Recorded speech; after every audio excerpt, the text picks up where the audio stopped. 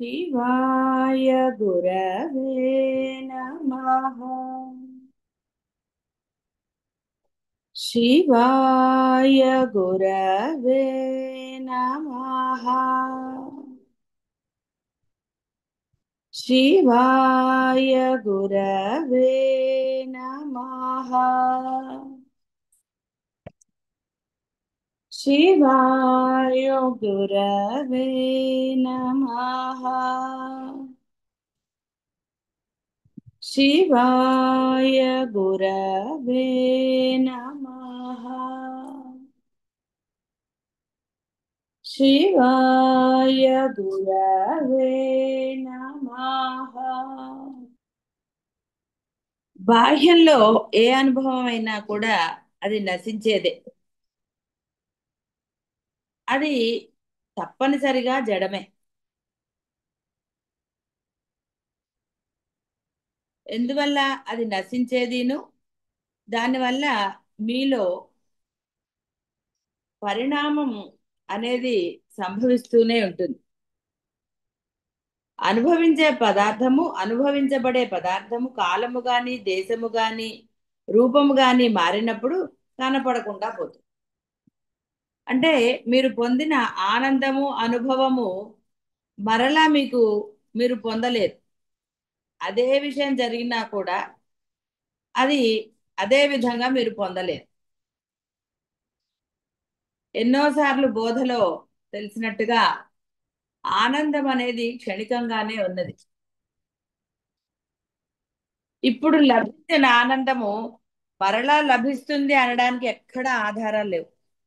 అదే విధంగా ఉంటుంది అనేది లేదు. ఇవాళ వచ్చిన ప్రమోషన్ మళ్ళీ ఇంకోసారి వచ్చిన ప్రమోషన్ ఒకే ఆనందాన్ని ఇస్తుంది అంటే సందేహమే. ఈ ఆనందం కూడా మరలా ఒక కష్టం కాదు. ఆ ఆనందం నుంచి వచ్చిన కష్టం ముందు అది కనపడకుండా పోతుంది. ఇవన్నీ బాహ్య ప్రపంచంలో మీకు అనుభవాలు. మనోవృత్తి మారగానే అంటే మనస్సు మారగానే ఆనందం ఆవిరైపోయింది. అక్కడ కష్టమే కనపడుతుంది. బాహ్య ప్రపంచంలో అది పరోక్షం అవుతుంది. దాని స్మరణము నిలబడి ఉండాలన్నా, దాన్ని నిరంతరంగా అనుభవించాలన్నా బాహ్యంలో ఎంత అభ్యాసం చేసినా అది పరిణామం చెందుతూనే ఉంటుంది. ఆనందం పొందాలనే కదా నిరంతరం శ్రమిస్తున్నారు. ఇంకా ఏవో వస్తువులు కొనుక్కోవాలి, బంధాలు ఇలా రకరకాలు ఆనందం కోసం నానా తాపత్రయాలు. భోగ వస్తువులు అన్నవే కదా కర్తృత్వం భోక్తృత్వం, కర్తృత్వం భోక్తృత్వం. కానీ ఏది నిలబడటం లేదు, అన్నీ నశిస్తున్నాయి. ఈ వస్తువు ఇవాళ మీకు ఆనందాన్ని ఇచ్చింది, రేపటి వరకు కూడా అక్కర్లా, మళ్ళీ కొంతసేపటికి ఇవ్వకపోవచ్చు. ఇలాంటి అనుభవాలు ఎన్నో ఉన్నాయి.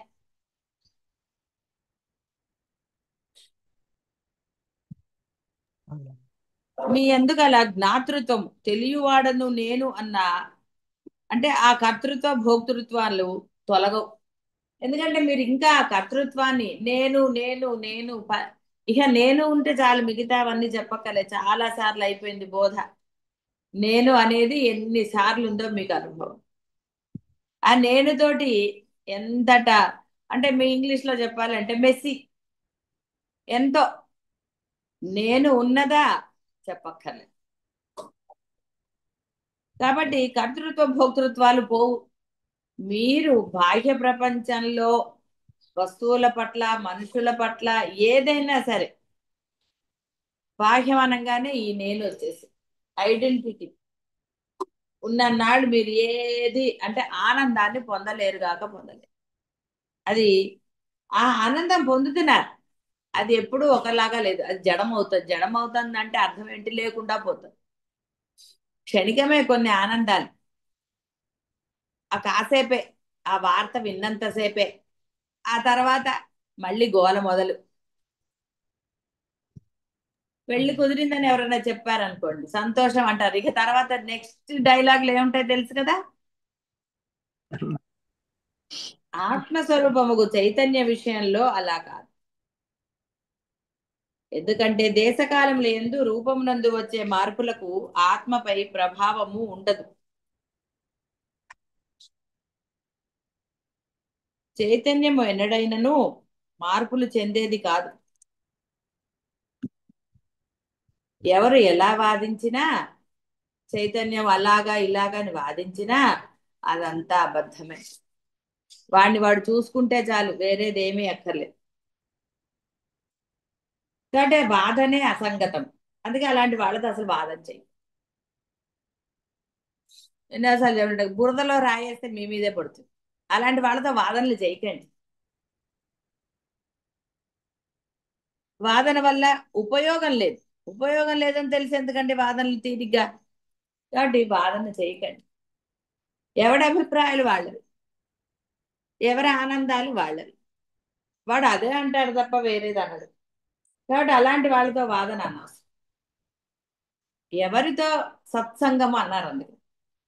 సత్యమైన వస్తువు గురించి భావన చేసేవాళ్ళు, ఆ సత్యమైన వస్తువును గుర్తించిన వాళ్ళతో అయితే ఆ సంఘము మిమ్మల్ని ఉన్నతికి తీసుకెళ్తుంది, ఆనందాన్ని ఇస్తుంది. ఇంకా మీ ఆచరణలు ఏమన్నా తేడాలున్నా చేసినా వాటన్నిటినీ మీరు పరిష్కరించుకోవడానికి మీకు అవకాశం దొరుకుతుంది. లేదు అంటే అవకాశం దొరికే ఛాన్సే లేదు. అందువల్ల నా సత్సాంగత్యం యొక్క ఫలితము అనంతమని చెప్పబడింది. కాబట్టి అలాంటి వాళ్ళతో సత్సంగం చేయండి. అలా కాకుండా ఈ అనవసరమైన బాహ్య ప్రపంచంలో తిరిగే వాళ్ళతో చేస్తే ఏమవుతుందో తెలుసు మీకు. అనుభవం లేని వాళ్ళు ఎవరు లేరు ఇక్కడ సత్సంగంలో. బాహ్య ప్రపంచం వాళ్ళతో కనుక మీరు అనుబంధం, అంటే అది బంధువులా వస్తువులా దేంతో అయినా సరే, వాటితో గనక సంఘం పెట్టుకుంటే ఏమవుతుందో కూడా మీకు అనుభవంలో తెలుసు. కాబట్టి ఎక్కడ అనుభవం పెట్టుకోవాలి, ఎవరితో సంఘం చేయాలి అనే జ్ఞానం ఉండాలి, వివేకం ఉండాలి. ఆ వివేకం లేకపోతే అంతే.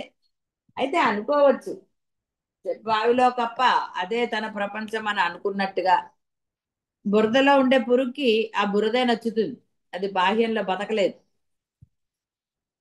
ఇలా వాడికి ఆ బాహ్యమే నచ్చుతుంది. వాడు ఉన్న పరిస్థితులే నాకు చాలా బ్రహ్మాండం అని అనవచ్చు. వాడు ఏమైనా అంటాడండి. వాడు లోపల ఏమవుతున్నాడు అనేది వాడు చెప్పడు బయటికి మీకు. నేను లోపల బయట ఇలాగే ఉంటాను అన్నా కూడా మీరేం వాదించకండి వాడు. అలాంటి వాళ్ళతో వాదించరాదు కూడా. ఎందువల్ల? దానివల్ల పెద్ద ఉపయోగం ఏమీ లేదు. వాడు మిమ్మల్ని కూడా అందులోకే వేస్తాడు తప్ప వాడేమి మీకు సత్యం గురించి బోధించాడు. అసలు సత్యం గురించి వాడు మాట్లాడాడు. వాడికి సత్యం అర్థమైతే కదా మీకు చెప్పడానికి. కాబట్టి వాడు సత్యం గురించి మాట్లాడాడు. మార్పులను ప్రకాశింపచేసే చైతన్యము స్వయంగా మార్పులను చెందదు.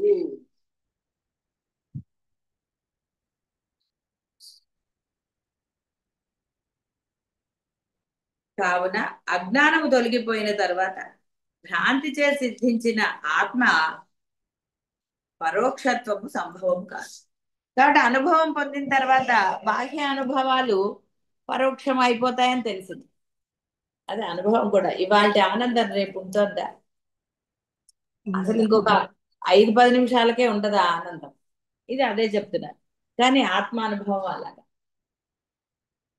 అందులో కనుక మీరు స్థిరత్వం పొందిన తర్వాత ఇక మీకు ఈ అనుభవము ఎప్పుడూ ఉంటుంది. ఇది కాసేపు ఉండిపోయేది కాదు. స్థిరత్వం మీరు పొందిన తర్వాత అది ఎప్పుడూ ఉంటుంది. బాహ్య ప్రపంచంలో వ్యవహారాలు మీరు చేయవచ్చు గాక, అప్పుడు కూడా ఐడెంటిటీ తోటే వ్యవహారాలు జరపాలి కదా, ఒక పేరుతోటో ఒక ఉద్యోగంతో. కానీ వాటి వల్ల, ఏ బాహ్య ప్రపంచం వల్ల ఏ ఐడెంటిటీతో మీరు అజ్ఞానంలో ఉన్నప్పుడు పొందారో కష్టాలు, బాధలు, నానా రకాలు, అవన్నీ ఇప్పుడు ఉండవు. అంటే అర్థము మీలో పరిణామం జరగదు, మార్పులు జరగవు. మీరు ఆ ఆనందాన్ని ఎప్పటికీ పోగొట్టుకోలేరు. ఇవి వస్తాయి పోతాయి. చిన్నపిల్లవాడు ఏదన్నా కష్టం అన్నప్పుడు మీరు అయ్యో కష్టం అంటారా, ఏం లేదు లేరా అని తీసేస్తారు కదా. ఆ విధమైన మానసిక స్థితి మీకు ఏర్పడు. మీ ఆనందం చెక్కు చెదరదు. అదే బాహ్యంలో ఒక ఆనందాన్ని నుంచి వచ్చే కష్టాన్ని గుర్తిస్తారు కానీ ఆనందాన్ని గుర్తించరు. ఆనందం ఉంది, లేదని అనడానికి లేదు. పెళ్లి కుదిరిందంటే ఆనందం ఉంది, లేకుండా ఎందుకు ఉంటుంది? కానీ డిస్కషన్స్ కానివ్వండి, మాట్లాడేటప్పుడు ఏంటవుతుందండి? కష్టాల గురించే కదా. ఎంత డబ్బు ఖర్చు అవుతుంది, ఎంత అవుతోంది, ఎంతమంది వస్తారు, ఏమిటి గోల, ఇవే ఉంటాయి. వేరేది అసలు మీకు ఆలోచన కాదు, మాటలకు కూడా రావు. బయట వాళ్ళతోటి అవునవును. కుదిరితే చాలా సంతోషం, మంచి వాళ్ళు అంటారు, అక్కడ వరకే ఉంటుంది కదా. అదే కొంచెం క్లోజ్ గా ఉండే వాళ్ళతో అయితే అబ్బో ఇప్పుడు ఖర్చు అయిపోతాయండి, ఏమిటో ఎలా జరుగుతుందో ఏమిటో, అసలు అవన్నీ ఏమిటండి అంటే అది పరిణామం చెందుతోంది ఆనందం. కానీ ఈ యొక్క బ్రహ్మానందం అనేది పరిణామం చెందదు, అది ఎప్పుడు అలాగే ఉంటుంది. చిన్నపిల్లాడు చూడండి, ఎలా అయినా ఆడుకుంటాడు. వాడు వర్షం బండి, పిడుగులు బండి, వాడికి ఏం తెలుసండి? అక్కడ తెలియని తరము అని అంటున్నామే, అదే విధంగా నీవు ఉండగలుగుతావు. జరుగుతాయి అవన్నీ. కానీ దేని యందు కూడా ఆందోళన, ఈ యొక్క రాగ ద్వేషాలు, వాళ్ళ మీద కోపం, వీళ్ళ మీద ద్వేషం, మరి చెప్పుకున్నాం కదా ఎన్నో ఉన్నాయి లక్షణాలు, బాహ్య లక్షణాలు, మొండితనాలు, మూర్ఖత్వాలు, ఇవన్నీ ఉండవు. సహజమైన ఆనందంగా ఉంటాడు. రమణ మహర్షి ఎలా ఉన్నాడో ఆ విధంగా ఉండొచ్చు. ఒక పెరియవారు ఎలా ఉన్నారు? ఆయన కంగారు పడ్డారా? డబ్బులు లేవని కానీ ఇంకోటని కానీ ఆయన ఏమీ కంగారు పడలేదు, హాయిగా ఉన్నారు. అదే చెప్తున్నారు. ఇంకా అంతకన్నా కావాల్సింది ఏముంది అక్కడ? వేరే అంటే కావాల్సింది ఏముంది అంటే అర్థం ఏమిటి? నువ్వు కోరుకోవలసింది అదే. ఒక మానవుడిగా నువ్వు జన్మించావు, జన్మించావు సరే, అన్ని జరిగాయి. కానీ పరబ్రహ్మం నిన్ను ఎన్నుకుని నీకు ఈ అఖండమైన జ్ఞానాన్ని ప్రసాదించాడు. అద్భుతమైనది, అందరికీ లభించేది కాదుగాక. ఓకే, విన్నవాళ్ళు కొంతమంది వెళ్ళిపోయి ఉండవచ్చు, అది వాడి కర్మ, వాడి సంస్కారం, ఎవరేం చేయలేదు. ఇది అత్యంత అంటే దీనికన్నా పరమోత్కృష్టమైనది లేనే లేదు. ఒక శంకరులు దేహంతో లేని ఇన్ని సంవత్సరాల తర్వాత కూడా దేనికి శంకరుల యొక్క అద్వైతాన్ని అందరూ ఈ రోజుకి బోధలో స్వీకరిస్తున్నారు. ఒక రమణ మహర్షి గురించి ఎందుకు మాట్లాడుతున్నారు? మీరు అనొచ్చు బాహ్యమైన ప్రపంచం, వాళ్ళందరూ ఎక్కడికి పరిమితమయ్యారండి? వాళ్ళని తలుచుకుంటే మీకు ఏమిటొచ్చిందండి? ఇన్స్పిరేషన్ వచ్చిందా? లేదు. కొంతమందిని అంటారు వాళ్ళు మీకు ఇన్స్పిరేషన్ అని, అందరు ఇన్స్పిరేషన్ గా తీసుకుంటున్నారండి వాళ్ళని? లేదు. ఏది ఇన్స్పిరేషన్ అండి? ఎన్నో బాహ్య ప్రపంచంలో ఎన్నో ఫీల్డ్స్, రకరకాలు, ఏదో 64 కళల్లాగా బోల్డ్ ఉన్నాయి. వాటిల్లో గొప్పవాళ్ళు లేరు అనటం లేదు. ఆ గొప్పతనం అంతా పరబ్రహ్మం వల్ల వచ్చిందన్నది మీరు అంగీకరించిన విషయమే. కానీ ఎంతమందికి తెలుసండి ఈ ఫీల్డ్ లో వీడు గొప్ప, ఆ ఫీల్డ్ అని తెలుసా మీ అందరూ? లేదు. చెప్పగా మీ లేదు. తాతగారుల, మీ ముత్తాతల గురించే మీకు తెలియదు వాళ్ళు ఎంత గొప్ప వాళ్ళు అని. చాలా గొప్ప వాళ్ళు ఉన్నారు, ఎంతమందికి తెలుసండి? సరే మీకు తెలుసు, మీ పిల్లలకి తెలుసా? తెలియదు. అంటే తెలియదమ్మా. అయితే మీరు అనొచ్చు రమణ మహర్షి గురించి కూడా వాళ్ళకి తెలియదు కదండి అని. తెలియదు కాబట్టి వాడు అజ్ఞానంలో ఉన్నాడు. నీకు తెలిసి నువ్వేం చేసావు? నీకు తెలియబడింది, నీకు తెలిసేటట్టుగా పరబ్రహ్మం చేశాడు. బాహ్య ప్రపంచంలో కూడా తెలియబడింది అనుకుందాం, కానీ ఇన్స్పిరేషన్ పొందుతాడండి? ఇన్స్పిరేషనల్ బుక్స్ ఎలా ఉండాలి, కాన్ఫిడెంట్ గా, ఇండిపెండెంట్ గా ఎన్నో బుక్స్ చదువుతారు, కోర్సులు చేస్తారు, ఉంటాడండి వాడు? ఎంత అనుమానం అసలు. అది నిజంగా అలా జరుగుతుందా? ఎబ్బే, ఏది జరిగే ప్రశ్నే లేదు. అవతల బారేస్తారు. పిల్లలకి ఇచ్చారనుకోండి, ఒరే పక్కింటి వాడిని చూసి నేర్చుకోరా, వాడికి ఎన్ని మార్కులు వచ్చాయి అంటే వీడికి ఎంత కోపం వస్తుందండి? చదివేవాడు కూడా చదవడం మానేస్తాడు. అవును. చూసారు ఇన్స్పిరేషన్ ఎలా ఉందో? ఇక్కడ రమణ మహర్షి గురించి, పెరియవారి గురించి, వాడి గురించి చెప్పినప్పుడు ఎవరికి, ఇప్పుడు మీకు ఎవరికైనా అలా వచ్చిందండి రోషం? లేదు. లేదమ్మా. ఒక భావం ఎలా కలిగింది చూసారా? అది అసలైనది. ఆత్మానుభవం అలా కలుగుతుంది. ఒక మహాత్ముల గురించి విన్నప్పుడు తెలియకుండానే మనస్సు ఆనందంగా ఉంటుంది. తెలియదు ఇది అని, కానీ మహాత్ముల గురించి విన్నప్పుడు తెలియకుండానే చేతులు జోడిస్తారు. చాలా గొప్ప వాళ్ళండి అంటారు. అదే ఆఫీస్ లో అవును. నీకన్నా వాడు బాగా పనిచేస్తున్నాడంటే మీరు ఊరుకుంటారండి? లోపల తిట్టుగా ఎవరైనా అంతే. బాహ్యంలో ఇవే కదా జరుగుతాయి. యాక్సెప్ట్ చేస్తారండి. అవునమ్మా. బయట యాక్సెప్ట్ చేసిన మనసులో తిట్టుకోరా. అవును. కానీ పరమాత్మ గురించి విన్నప్పుడు, మహానుభావులు మహర్షులు వీళ్ళ గురించి విన్నప్పుడు తెలియకుండానే మనసు ఆహ్లాదకరం అవుతుంది. చేతులు అవునమ్మా. జోడిస్తారు. ఇంకా అవునమ్మా. సరే మన మూర్ఖులో ఇంకోళ్ళో వాళ్ళ గురించి వదిలేయండి, వాళ్ళు నమస్కారం చేయరు, వాళ్ళ సంస్కారం అంతే. కానీ కొంతైనా ఆ అంటే మంచివాడు అనుకుందాం, కొంత మంచివాడు అయినా సరే మనసుకి ఒక ఆనందం లభిస్తుంది. లభిస్తుందమ్మా. ఏమీ సందేహం లేదండి. అంటే అదే ఆత్మానందం యొక్క అద్భుతమైన అనుభవం. అది పరిణామం చెందదు. ఎందుకంటే అయితే గురువుల దగ్గరికి, సద్గురువుల దగ్గరికి నేను చెప్పేది, బాహ్య గురువుల గురించి చెప్పను. వాళ్ళు తాంత్రికాలు మాంత్రికాలు ఏవో చేస్తారు, నీ కోరికలు తీరుస్తారు పుచ్చుకుంటారు, అదంతా వశీకరణాలు. ఇవన్నీ మీరు విన్నారు. వాటిలో ఆనందం ఉంది ఆ వశీకరణలో. కానీ ఒక సద్గురువుల దగ్గరికి వెళ్ళినప్పుడు ఒక అనుభూతి, ఒక అనుభవం అనేది మీరు తర్వాత కూడా చెప్పుకోగలుగుతారు. క్షేత్రానికి వెళ్ళినప్పుడు, అంటే మీరు క్షేత్రానికి క్షేత్రం దర్శనం లాగా వెళ్ళినప్పుడు కూడా ఆ అనుభవాలు మీ అందరికీ ఉన్నాయి. అంటే ఒక పారమార్థిక ఆనందం అనేది పరిణామం చెందదు. కష్టాలు గుర్తొచ్చాయండి పరమాత్మ దగ్గరికి మనం చేసిన సత్సంగాల్లో కానీ ఇంకోటి కానీ ఎవరైనా కష్టాలు చెప్పుకుంటున్నారా? అయ్యాక గాని, ముందు గాని, అయ్యేటప్పుడు గాని ఎక్కడా లేదు. లేదు. అది లేదమ్మా. ఎందుకు? అదే పరమ సత్యం కాబట్టి నీకు పరమ సత్యంలో ఎప్పుడూ ఆనందమే ఉంటుంది. అంటే అదే సత్యం యొక్క అద్భుతం, పరమానందం. అది అందరికీ ఎలా లభిస్తుందండి? వదిలేసుకున్న వాడికి ఎలా లభిస్తుంది? అది లభించదు వాళ్ళకి. కానీ అది ఎలా ఉంటుంది అంటే బావిలో కప్పలాగా వాడు అదే ఆనందం అంటాడు అంతే. ఇంకా అసలు దానికి అప్పుడు ఒక ఇద్దరు ఆడవాళ్ళ గురించి అంటే చేపలు అమ్మేవాళ్ళు, పల్లెపూలు అమ్మేవాళ్ళు అంటే ఎవరి వాసన వాళ్ళకి, వాళ్ళ సంస్కారం అంతే. దాని గురించి చర్చలు దేనికండి?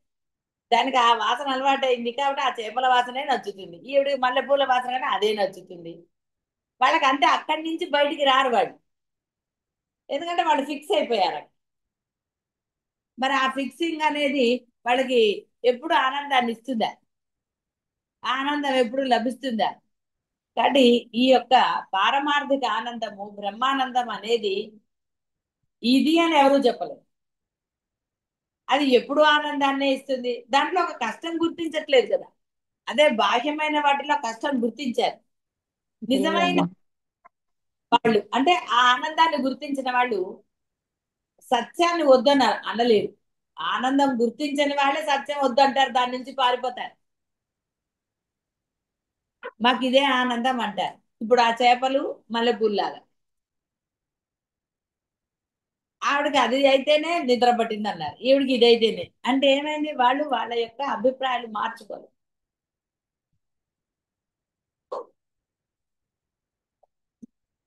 కానీ ఈ సత్యములో ఆ సత్యాన్ని అనుభవించిన వాడు, అనుభూతి పొందినవాడు ఇంకా బాహ్యానుభవాన్ని కోరుకోడు అసలు. ప్రయత్నం తీవ్రంగా చేసి ఆ యొక్క పరిపూర్ణ ఆనందంలోనే సర్వకాలంలో ఉంటారు, దేశకాల పరిస్థితులు అని అంటారు. కావున సాక్షాత్తుగా అనుభవ స్వరూపమై ఉన్న ఆత్మను గుర్తు చేసుకునవలసిన అవసరం ఏముంది? ఏ ఆత్మస్వరూపుడు అన్నప్పుడు నేను ఆత్మ, మీ పేర్లు మీరు పెట్టుకుని అనుకుంటారా? నేను ఆఫీసర్ని లేదా నేను ఇది అని అనుకోరు కదా. సహజంగా మీలో అది లక్షణాలు కనిపిస్తాయి కదా. డాక్టర్లు అనుకుంటారండి నేను డాక్టర్ని అయివే అని. స్టెథోస్కోప్ వేసుకోలేదు కానీ డాక్టర్ కాదేమో అని డౌట్ వస్తుంది. డాక్టర్ అంటే అలాంటి అభిప్రాయాలు ఉంటాయి కదా. అందుకని వేసుకోకపోతే అవునా కాదా అని. కానీ స్వతహాగా అంటే వేరే కాదు. డాక్టర్ చదువుకున్న వాడికి వేసుకున్నా వేసుకోకపోయినా తాను డాక్టర్ అన్న సంగతి గుర్తుంటుంది కదా. యాక్టర్కైనా డాక్టర్కైనా ఎవరికైనా సరే ఉంటుందమ్మా. వాళ్ళని గుర్తు చేసుకోగలరు. అరే అవును కదా నేను ఇది కదా అని అనుకుంటారా? లే- ఎవరైనా మర్చిపోతారు నిద్రలో, గాఢ నిద్రలో ఏమైనా మర్చిపోతారేమో మనకు తెలియదు. కానీ మామూలుగా ఎందుకు మర్చిపోతారండి? ఎవరైనా మర్చిపోయే ఛాన్స్ లేదు. అందుకనే సాక్షాత్తుగా అనుభవ స్వరూపమైన ఆత్మను గుర్తు చేసుకోవటం ఎందుకు? నువ్వు ఆత్మస్వరూపుడుగా ఉంటే నేను ఆత్మస్వరూపుడిని, నేను బ్రహ్మని అని అనుకోవాల్సిన ఆవశ్యకత ఉంది. అందుకనే సాధనలో మీరు గుర్తించిన విషయాలు కూడా గుర్తించని స్థితికి చేరుకోవాలని. అందుకే వివేక చూడమణిలో నేను అన్ని తెలుసుకున్నాను, అంతటా అదే ఉందని శిష్యుడు అంటే గురువు సంతోషించినా ఇంకా నువ్వు కొంత సాధన చెయ్యాలిరా అన్న. అంటే ఆ గుర్తింపు కూడా లేని స్థితికి వెళ్ళాలి, సహజమైన స్థితిలో ఉండాలి. పిల్లవాడు, వాడికి తన పేరని తెలియదు, కొంత జ్ఞానం వచ్చాక అప్పుడు వాడికి అర్థమవుతుంది తన పేరు అది అని. అప్పుడు తప్పకుండా వాడు పలుకుతాడు. తన పేరు పిలిస్తేనే పలుకుతాడు, లేకపోతే వేరే పేరు పిలిస్తే వాడు పలకడు. వాడికి తెలిసింది కాదు. ఇది అంతే. ఆత్మానుభవం పొందిన తర్వాత, అది స్థిరంగా ఉన్న తర్వాత, నేను అహం బ్రహ్మాస్మి అని గాని తత్వమసి అని గాని ఈ మహావాక్యాల ఆవశ్యకత లేదు. సర్వదేశములు, సర్వకాలములు, సర్వ వస్తువులలో ఆత్మయే ఆయా ఆకారములు ఉన్నాయి. అది ఏకరసము, అఖండిత స్వరూపము. ఎక్కడా అసలు దానికి ఖండితము అనే ప్రశ్న లేదు. అంటే అది నశిస్తుంది అని కానీ, దాన్ని ఏదో చెయ్యొచ్చు అని కానీ. కృష్ణ పరమాత్మ కూడా చెప్పాడు, వానకి తడవదు, దేని నువ్వు గొడ్డలు పెట్టి కాదు ఏది చేసినా అది చేయదు. మీరు ఒకసారి అందులో స్థిరత్వం పొందాక ఎవడండి మీ యొక్క ఆనందాన్ని పోగొట్టేది? ఎవ్వరూ పోగొట్టలేదు. మీలో రమ్మన్నా అసలు వేరు భావనలు కానీ ఇంకోటి కానీ రానే రావు. అసలు రావడానికి అసలు ఎక్కడుందండి అక్కడ? ఏది లేదు, రెండవది లేదు, ఉన్నది ఆనందమే, ఏకరసము, ఏకమైన ఆనందమే. ఎంత ఆశ్చర్యకరమైన విషయం!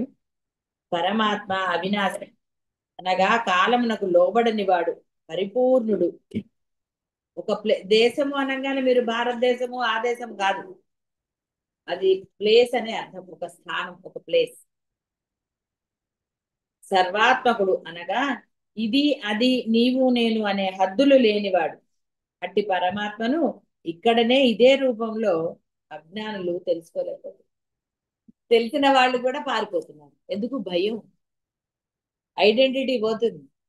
నమస్కారాలు చేసుకోవాలి, వినయంగా ఉండాలి.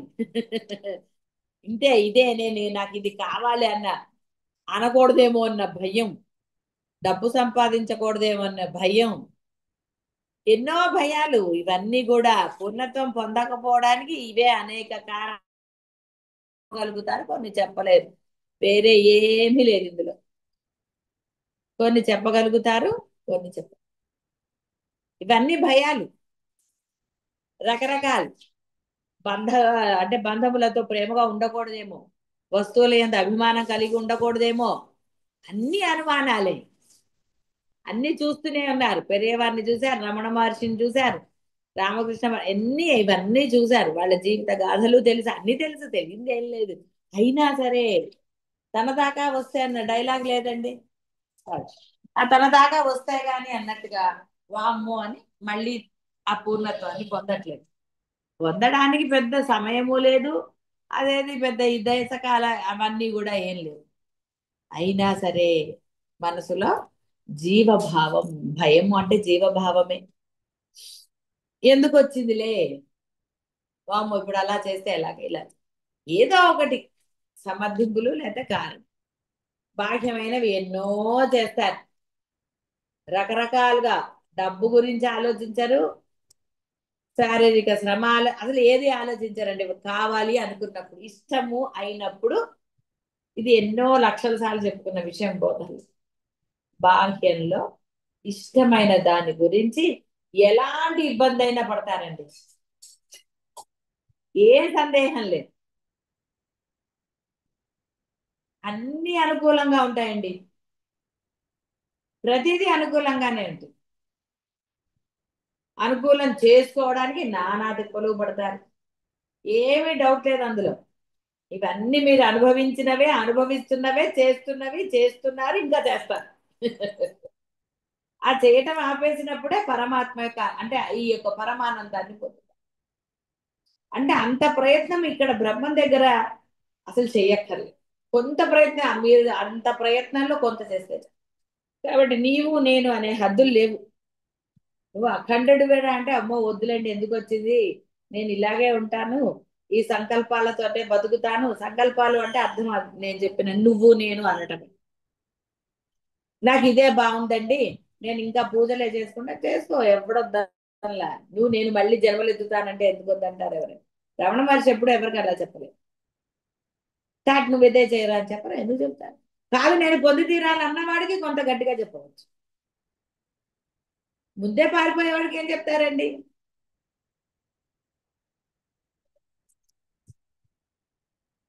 కాబట్టి పరమాత్మను ఇక్కడనే ఇదే రూపంలో ఉన్నాడు ఆయన, ఎక్కడో లేడు.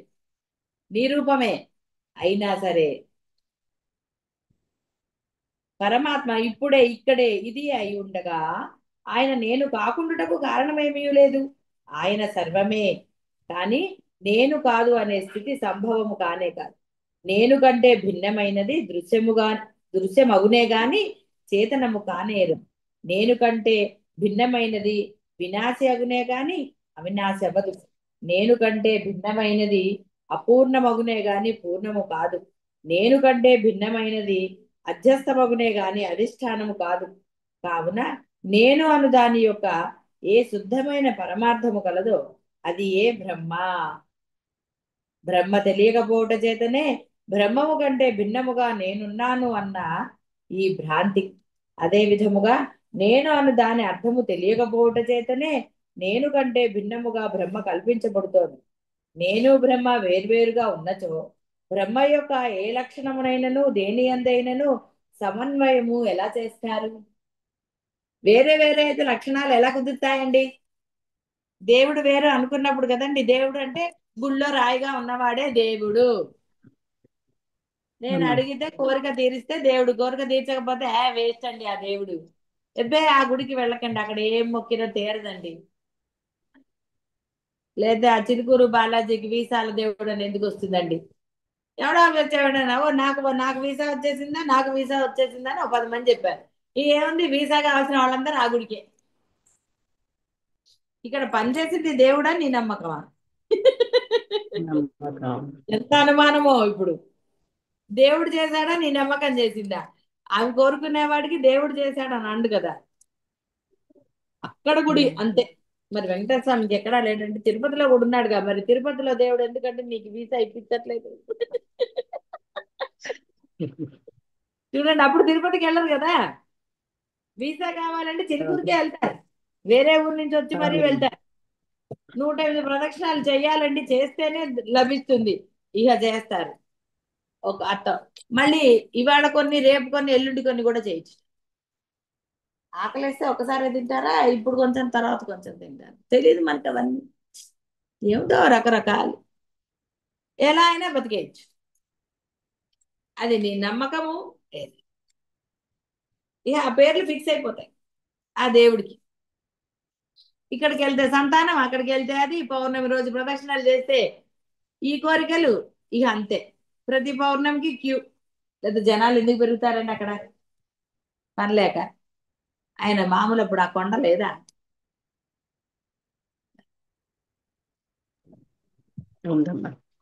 ఎవరైనా చెప్తారా నా కోరిక ఏమండి పౌర్ణమికి నేను ఈ కోరిక కోసం వెళ్ళొచ్చాను అని తీరలేదు అంటారండి? ఏదో చెప్తాడు కదా. కాబట్టి నేను కంటే భిన్నమైనదంతా దృశ్యమే. అసలు వేరేది ఎక్కడ ఉంది? ఇదే పెద్ద బాధ. ఏమిటో అన్నీ ఇలాంటివే. ఉందంటారు, లేదంటారు, ఏమిటో మరి. హెడేక్ కదండి అసలు. అరే రే రే, ఎంత కష్టం వచ్చింది అసలు.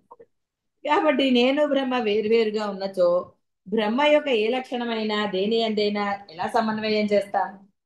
అదే బ్రహ్మ లక్షణం. వదిలేయాలంటే సెకను పట్టదు, పట్టుకోవడానికి సెకను పట్టదు. కేవలం నీ మనస్సే. నువ్వు పట్టుకుందాము అంటే పట్టుకుంటావు, నేను వదలని కాక వదలని అంటే పట్టుకుంటావు. లేదంటే అంటే 2 సెకండ్లో వదిలేయచ్చు. ఏదైనా నువ్వే. నీ నిర్ణయం మీదే ఆధారపడి ఉంది. ఏదైనా సరే బురదలో కాలేయాలన్నది కూడా నీ నిర్ణయమే. ఏదైనా మీ నిర్ణయమే.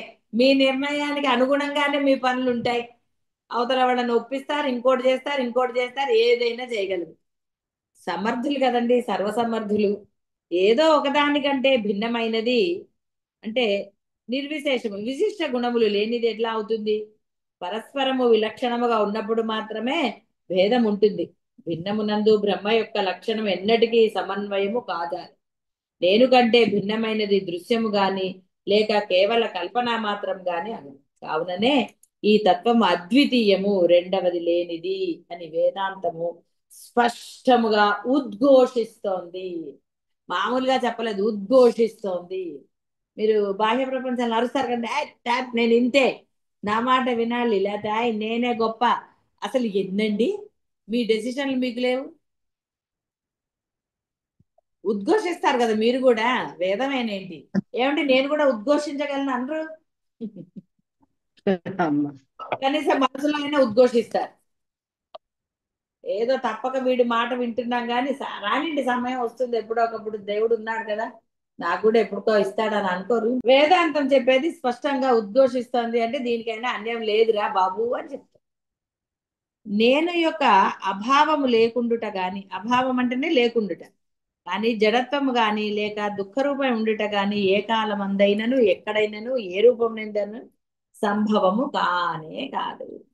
అది ఎప్పుడూ ఆనందమైనదే. కావుననే నేను అనే పదం యొక్క శోధితమైన అర్థము కంటే బ్రహ్మ భిన్నము కాదు. అట్టి ప్రత్యక్ అభిన్న బ్రహ్మ కంటే భిన్నముగా మరి ఒక బ్రహ్మ అద్వితీయం కాజాలదు. కాబట్టి నేనే బ్రహ్మ నన్ను అన్నంత మాత్రాన లక్షణాలు లేకపోతే అవుతారా? ఎంతో మంది అవతారాలు, అవతార పురుషులని చెప్పుకోరండి. ఆయన ఎవరికైనా పెట్టుకున్నాడు అది ఇది అని అనుకున్నారు కదా, పారిపోలే దేశం నుంచి. సరే, ఆయన్ని పట్టుకుని వెళ్ళిన వాళ్ళు కూడా ఉన్నారు. ఎవరికి ఏది నచ్చితే అదే కదండి. అలా రకరకాలు. అవునమ్మా. కానీ అసలైన అద్వితీయ బ్రహ్మ ఒకటే. అందులో ఎక్కడున్నా ఎలా ఉన్నా ఏది చేసినా ఆనందం ఉంటుంది తప్ప వేరేది లేనే లేదు. కాబట్టి బ్రహ్మ నాకంటే భిన్నముగా ఉండుట అనేది కేవలము కల్పన మాత్రమే. నేను వేరు అనటము నీ యొక్క అజ్ఞానమే, మూర్ఖత్వమే. నేను బ్రహ్మమే. కాబట్టి అలా ఉండు, హాయిగా అన్ని నీకు దగ్గరికి వస్తాయి కదండి. అనుకున్నాగానే రాలేదని చెప్పలేదు, చక్కగా నేరేడు పళ్ళు అనగానే వచ్చాయి కదా. అవునమ్మా. చిన్నదే చేసినప్పుడు ఆయన వేరేవి చెయ్యడా? కాదండి, చిన్నది కాబట్టి చేశాడేమో. అఖండుడురా అని చెప్తుంటే మళ్ళీ చిన్నది కాబట్టి అంటే ఏం లాభం అండి? ఎన్నో చేశాడు, మీకు ఎన్నో చెప్పబడ్డాయి, గురువుల అనుభవాలనండి ఏవైనా సరే. అవును. అవి అద్భుతాలు అనుకున్నవాడు పట్టుకోలేడు. బ్రహ్మము యొక్క ఆ కెపాసిటీ అది అనుకున్నవాడు బ్రహ్మాన్ని పట్టుకుంటాడు. అవన్నీ మిరాకిల్స్ అండి. చాలా మా గురువు గారి జీవితంలో చాలా మిరాకిల్స్ జరిగాయండి అనుకున్నవాడు జీవుడుగా ఉండిపోతాడు. అది కాదు చెప్పిన ఉద్దేశం. అవన్నీ కూడా పరబ్రహ్మముని గనక నీవు ఉపాసిస్తే అనండి, అయితే అనండి, ఏదైనా సరే సాధన మార్గంలో ఉన్నప్పుడు అనండి, అలాంటి నీకు సాధ్యము కానివి ఆయన సాధ్యము చేసి చూపిస్తాడు. ఎందుకంటే సర్వసాధ కూడా ఆయనే. ఆయనకి ఇది నాకు సాధ్యం కాదు అన్నదే లేదు, ఎందుకంటే అంతా ఆయనే కాబట్టి అన్నీ చేస్తాడు. ఎన్నో చెప్పారు గురువులు మీకు, మీరు ఎన్నో స్వయంగా కూడా అవి చూశారు, ఎలా జరిగాయి అని ఆశ్చర్యపోయారు కదా పాపం. ఆశ్చర్యం దేనికండి? మీకు జరుగుతాయి, మీరు పట్టుకుంటే జరిగాయి మీకు కూడా, సందేహం ఏం లేదు. అది ఒక్కటే పట్టుకోమని కదా చెప్పేది. వేరే దాన్ని వదిలేరా, అవన్నీ ఎక్కడికి పోతాయండి? పిల్లలు ఇవాళ తిట్టి రేపొద్దున మళ్ళీ రాలే, ఏదో రకంగా మళ్ళీ వచ్చారు కదండి. ఎందుకు భయం మీకు అసలు? బ్రహ్మమే మీరా, మిమ్మల్ని చూసేది ఎవరండి? చూడాల్సింది ఎవరు? చూస్తే మీరు ఆనందంగా ఉంటారండి. ఎన్ని కల్పనలు, అభూత కల్పనలు. పిల్లల వల్ల ఆనందం పొందారా? నీరసం వచ్చింది కానీ.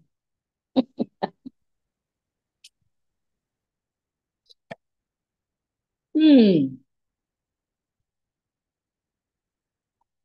నేను ఓకే, శోధితమైన అర్థం కంటే బ్రహ్మ భిన్నము కాదు. కాబట్టి బ్రహ్మ నాకంటే భిన్నముగా ఉండుట కేవలం కల్పన మాత్రమే. వస్తుస్థితి ఇలా ఉన్నప్పుడు బ్రహ్మ మరియు ఆత్మ ఒక్కటి అనే జ్ఞానం కంటే వేరుగా అనర్థమును తొలగించే మరి ఒక సాధనం ఎక్కడుంటుందండి? ఎక్కడుందండి? ఎక్కడి నుంచి అన్న కొనుక్కు రావాలా? ఎక్కడి నుంచి అన్న పొంద? ఏది లేదు, నువ్వే హాయిగా సుమ్మ ఇరు అన్నాడు ఆయన ఒకటే మాట. నోరు మూసుకుని ఉండరా ఆయన చూసి, అందుకనే సాక్షిగా ఎన్నో రకాలుగా చెప్పారు. సాక్షిగా ఉండరా? ఏది జరగాలో అది జరిగి తీరుతుంది. నీకు ఆందోళన ఉండదు, ద్వేషం ఉండదు, ఏది ఉండదు, మూర్ఖత్వం ఉండదు, ఏది ఉండదు. హాయిగా ఉండు. ఇంత మూర్ఖంగా ఉన్నప్పుడు ఆనందంగా ఉంటాడండి వాడు. కావున ఈ యొక్క జ్ఞానము ఒక్కటియే శరణ్యము. వేదాంత జ్ఞానం అనండి, అద్వయ జ్ఞానం అనండి, నేను బ్రహ్మము అని ఆ బ్రహ్మముగా మీరు స్థిరంగా ఉండటం కాదు. అది తప్ప వేరే ఏది లేదు అసలు అక్కడ. మీరు చేయవలసింది కూడా ఏమీ లేదు. ఇది కూడా ఎన్నోసార్లు ఉండలేకపోతున్నారు కాబట్టి అది, అలా కూడా ఉండలేకపోతున్నారు కాబట్టి ఇంకోటి. ఏది రాకపోతే కదండి స్విగ్గీ. వంట రాని వాళ్ళు, వంట వచ్చిన వాళ్ళకి స్విగ్గీతో పనే ఉందండి, ఓపిక ఉన్న వాళ్ళకి పని లేదు. ఇలా రకరకాల బాహ్య ప్రపంచంలో కూడా ఇది కాకపోతే అది, అది కాకపోతే అది అనుకోరా? ఈ షాపులో నచ్చకపోతే ఇంకో షాపుకి వెళ్ళరండి. కష్టపడైనా హోటళ్ళు ఉంటే హోటల్లో తిని మరీ వెళ్తారు కదండి. ఓపిక లేదు షాపింగ్ చేయాలంటే, ఓపిక కావాలని మధ్యలో బ్రేక్ ఇచ్చి వెళ్ళడం. షాపింగ్ మాల్స్ లో కూడా ఇప్పుడు టిఫిన్ సెంటర్లు పెట్టేశారు. వాడికి కూడా తెలిసిపోయింది కదా మీ నాడి. అవునమ్మా. ఓకే, అందుకని వాడు కూడా టిఫిన్ సెంటర్లు పెట్టారు. చూడండి, కాసేపు షాపింగ్ చేయగానే పైకి వెళ్ళి టిఫిన్లు తింటారు కదా, తినేసి మళ్ళీ షాపింగ్ చేస్తారు. ఓపిక రావాలి కదండి.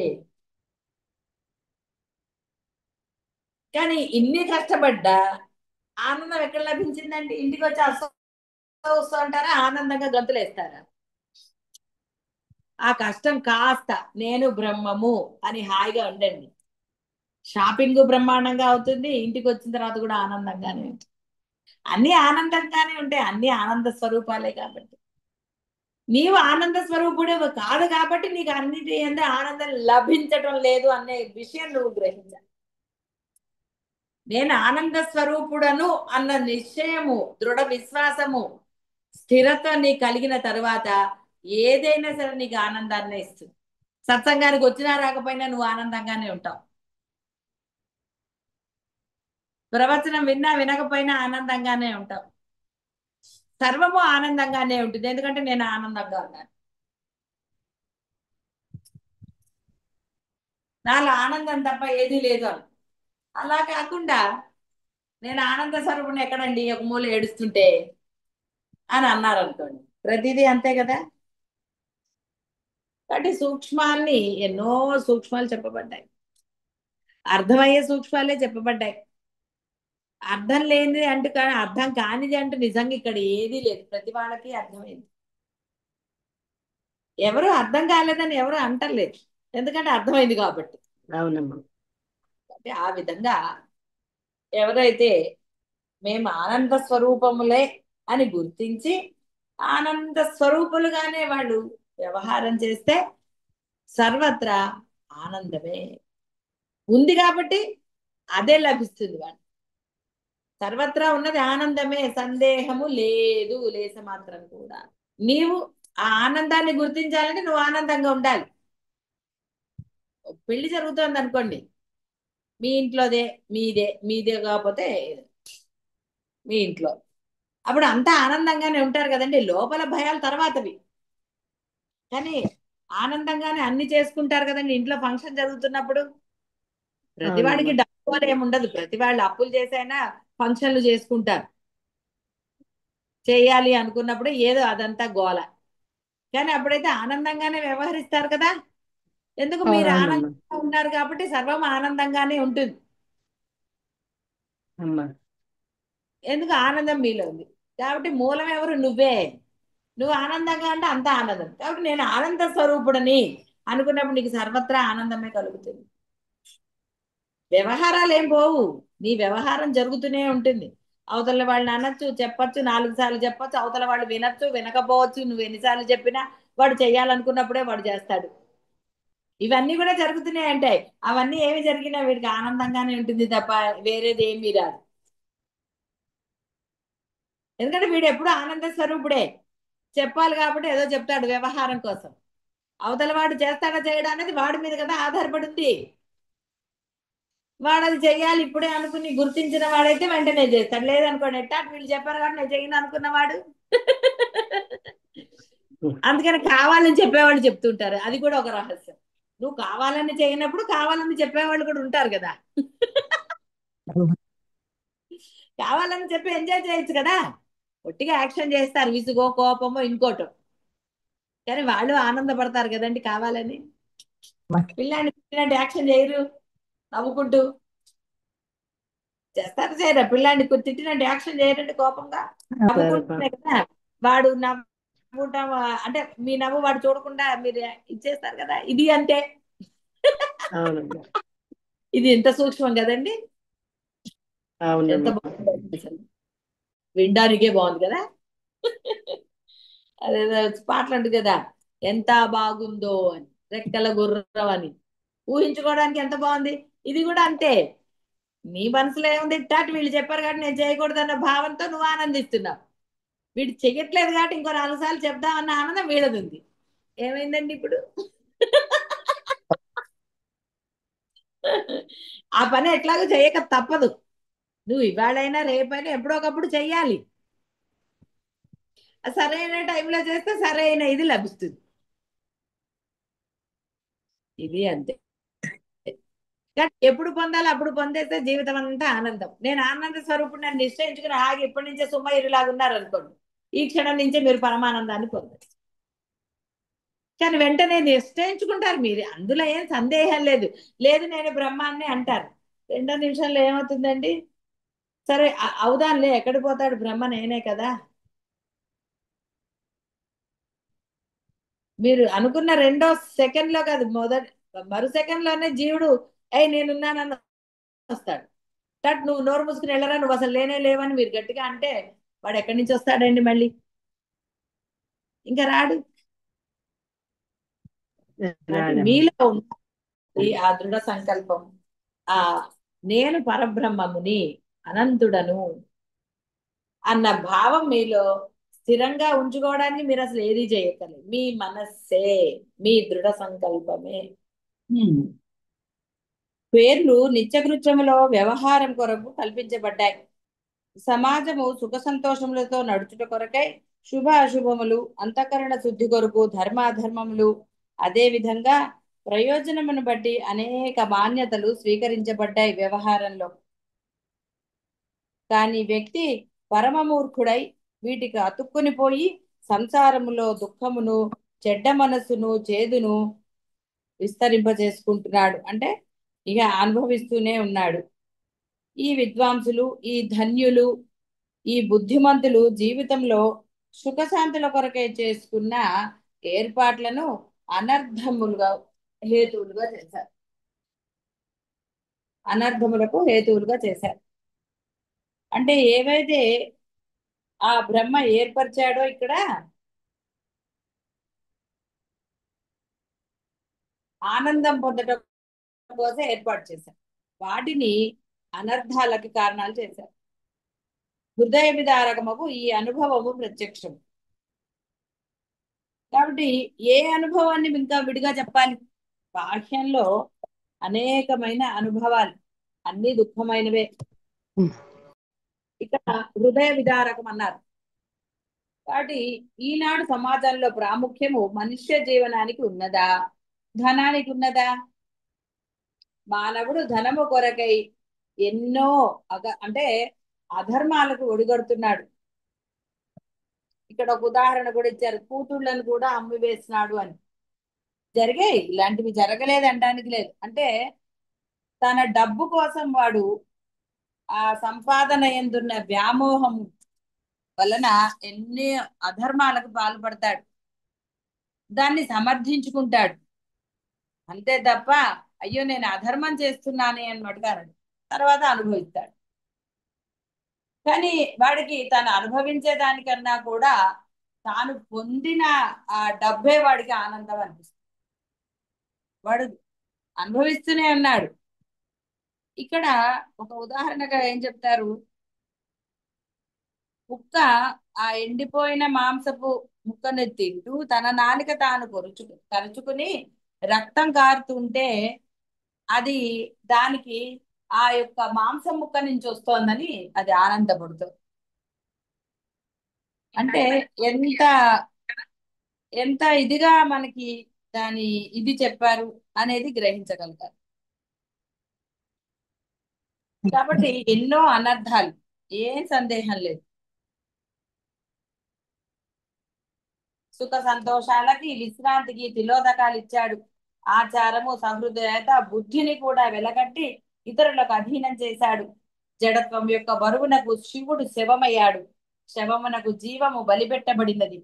ధనము ధనము ధనము ధనము ఇదే గోల. ధనము యొక్క పందెమును గెలుచుట కొరకై సదాచారము సద్భావన సద్బుద్ధి అనే సంపదను బుద్ధిపూర్వకముగా పోగొట్టుకున్నాడు. న్యాయస్థానములో వాది తన ధనము కొరకై తప్పుడు సాక్ష్యం చెప్పుచున్నాడు. వకీలు ధనము కొరకై తప్పుడు వాదాన్ని వినిపిస్తాడు. అధికారి ధనము కొరకై తప్పుడు తీర్పుని చెప్తాడు. పండితుడు ధనము కొరకై ధర్మాన్ని తప్పుగా చెప్తాడు. ఉపాసకుడు ధనము కొరకై సంసారిని భక్తులలో శ్రేష్ఠుడని వర్ణిస్తాడు. జ్ఞానము కలవాడు ధనము కొరకై తన బుద్ధికి తప్పు అని ఖచ్చితంగా తెలిసిన దానిని సత్యమని చెప్పుచున్నాడు. వర్తకుల గురించి ఇక చెప్పనే అక్కర్లేదు. అంటే వ్యాపారం చేసేవాళ్ళు, అంటే ఆ డబ్బు మీద లేస మాత్రమైన అభిమానం ఉన్న వాడు ఎంతకి దిగజారుతాడు అనేది మన చెప్పక్కర్లే, మీ అందరికీ అనుభవమే. అంటే అక్కడ వాడికి అప్పుడు దైవము లేడు, గురువు లేదు, ఏమీ లేదు, తన తన డబ్బు అంతే. ఆ డబ్బు కోసం వాడు ఎవరిని లెక్క చేయడు. ఆ సమయంలో వాడికి ఏది గుర్తురాదు ఇంకా. అంటే దైవము గాని సత్యము గాని గురువు గాని ఏవి వాళ్ళకి రావు. వర్తకుల గురించి ఇక చెప్పనే అక్కర్లేదు. అందరి అజ్ఞానము ఒక ఎత్తు అయితే వర్తకులది సేరుంబావు. వైద్యుడు ధనము కొరకై జనుల ప్రాణములతో చెలగాటమాడుతున్నాడు. ఎవరెవరి గురించి ఎంతమంది గురించి చెప్పాలి. నూతిలో నల్ల మందు కలిసినది. జనులలో ధన వ్యామోహం పెరిగింది. ఈనాడు సమాజంలోని అనర్థములన్నిటికీ ఇది ఏ కారణము. దీని కొరకే అణుబాంబులు, దీని కొరకే సైన్స్, అన్ని శాస్త్రాలు కూడా ఇదే. అంటే ధనస్పర్శ లేకుండా ఏదీ లేదు అని చెప్తున్నారు. అది నిజమే, అందులో అబద్ధం ఏమీ లేదు. ప్రతి వాడు డబ్బు డబ్బు డబ్బు. ఆ డబ్బు కోసం వాడు దేనికైనా వెనుకాడు. చెప్పాం కదా ఇందాకే, దైవము లేదు, గురువు లేదు, తాను లేడు, ఎవడు లేడు, డబ్బే. కానీ ఆ దేహం ఎప్పుడు నశిస్తుంది, ఏ క్షణమైనా నశిస్తుందిరా అన్న సంగతి తెలిసి కూడా దానిని ధనమునందలి వ్యామోహం పెరిగింది. ఇంకా పెంచుకుంటూనే ఉన్నారు. ధనం మాత్రం ఉండి మనుష్యుడు లుప్తమైతే చేసేదేంటి. ఈనాటి వరకు మానవుడు తన విలువను గుర్తించలేదు అనే అనుభవం అందరికీ తెలుసు. జగత్తులోని అన్ని ఉపద్రవాలకు, ఉత్పాతములకు, సంఘర్షణలకు తల్లి ధనమే. తల్లి అంటే ఇక్కడ వేరే కాదు, తల్లి అంటే ఆది, వాడి గోలకంతటికి మూల కారణం డబ్బే. వాడికి తల్లిదండ్రులు కూడా కనపడరు, అక్క చెల్లి అసలు ఏది కనపడదండి. ఎన్నో చూశారు ప్రపంచంలో, ఎన్నో చేశారు. అవతల వాళ్ళకి మీరు కూడా డబ్బులు ఇచ్చి మరి చేయించుకుంటారు మీది అన్న దాని గురించి. అంటే రకరకాలు, ఎంతగా అంటే ఈయన రాసిన ఆయన ఎంత తెలుగు అనువాదం తత్వ విధానంద సరస్వతి, ఆయనకి భయం ఏమండి, సన్యాసులకు భయం ఏముంది, అందుకని చక్కగా ఉన్నది ఉన్నట్టుగా చెప్పారు. ఇప్పుడు నేను కూడా ధనం ఎందుకు చెప్తానంటే అది త్వరగా అర్థం అవుతుంది. ఇంత చెప్పినా ఆ ధనము పట్ల వ్యామోహం నశించట్లేదు, అది చాలా బాధాకరమైన విషయం. ఎంతటి బాధాకరం అంటే అంతటి బాధాకరం విషయం. ఎక్కడ నువ్వు డబ్బును చూడకూడదో ఆ సమయంలోనే అక్కడ డబ్బుకి ఇంపార్టెన్స్. ఇలా రకరకాలు, ఇలా అలానేం కాదు, ప్రతి చోట ఏదో ఒకటి వస్తుంది. ధనము యొక్క విలువను అలా పెంచాడు మనిషి. తన విలువను తెలుసుకోవటం లేదు. ధనము యొక్క అంటే ఆ ధనానికి, నశించే ధనానికి తాను ఉండడు అని తెలిసి కూడా దానికే విలువిస్తున్నాడు. ఆలోచనే కలగటం లేదు. బాహ్యం నుండి లోపలికి, జడం నుండి చేతనం వైపుకు, ధనము నుండి మనుష్యుని వైపునకు మన బుద్ధి మళ్ళిన నాడు సదాచారము సద్భావన సద్గురువు మరియు సద్విచారం అన్నవి స్థిరమవుతాయి. లేకపోతే ఎక్కడున్నాడండి గురువు. ఎంతటి అంటే ఎలా చెప్పాలి అసలు, మీ అందరికీ అనుభవమే. మీరు ఎలాగ ఇది చేస్తున్నారు అనేది విడిగా చెప్పవలసిన ఆవశ్యకత ఎక్కడా లేదు. ఎక్కడుంది అసలు ఆవశ్యకత? లేనే లేదు. అంటే ధనానికి మీ మనసుల్లో ఎంతటి ప్రాధాన్యత ఇచ్చారో ఎవరు చెప్పక్కర్లేదు. అది ఎవరికి వాళ్ళకే తెలుసు. మీకు ధనం దాహము అనండి, ధనం మీద వ్యామోహం అనండి, ఎవరో చెప్పక్కర్లే మీకుంది అని.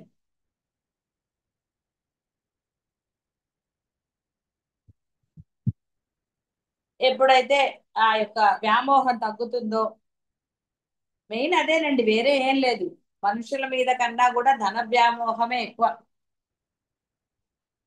వేరే వాళ్ళ డబ్బు మనకు అనవసరం, నా డబ్బు 5 పైసలు ఖర్చు అవుతుంది.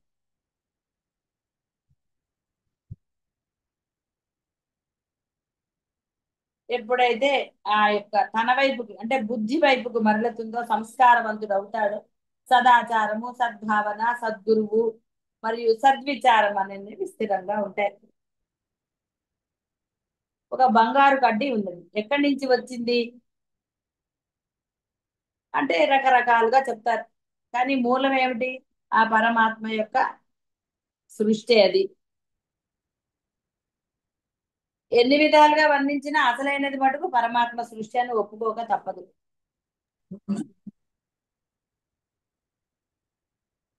ఎన్ని విధాలుగా చెప్పినా వ్యక్తిగతముగా మనుష్యులకు ఏ విధముగానైనను సంబంధమును కలిగి లేదు ఆ బంగారు. మానవుని ఏ కర్మ అయినను ప్రారంధము గాని సంచితము గాని వర్తమానంలో చేయబడుచున్నది గాని ఆ బంగారంతో సంబంధాన్ని కలిగి లేదు. అంటే అక్కడ పైన ధనం అన్నాడు, ఇక్కడ బంగారం అన్నాడు, రెండింటికి పెద్ద తేడా ఏం లేదు. కాబట్టి వ్యక్తిగత జీవితము ఇంకోటి ఇంకోటి వీటిల్లో ఎలా ఉంటాయండి? ఉండే అవకాశమే లేదు. అంటే ఈ బంగారు గడ్డి ఉంది కాబట్టి నేను బతుకున్నాను అనగలరా? బంగారం ఉంది కాబట్టి నేను సంతోషంగా ఉన్నాను అని ఎవరన్నా అంటారా?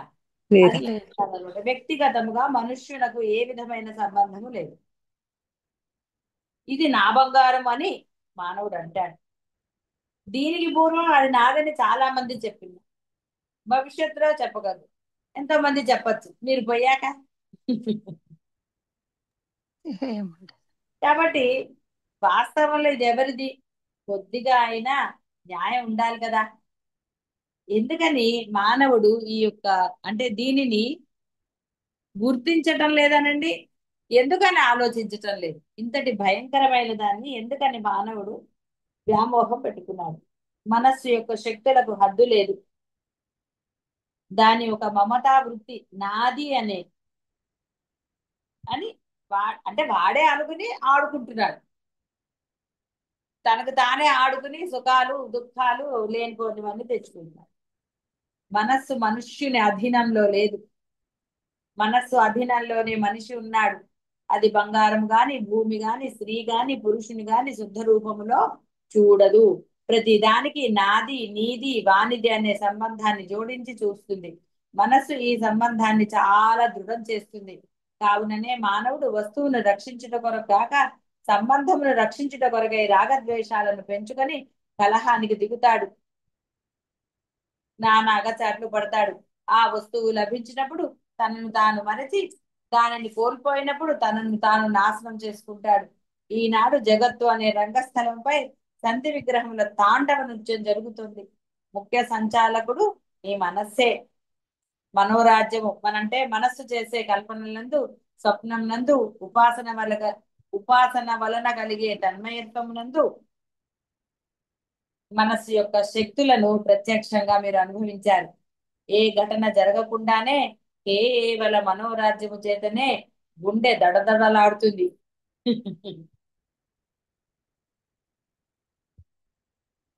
స్వప్నంలో ఏవేవో కంటారు.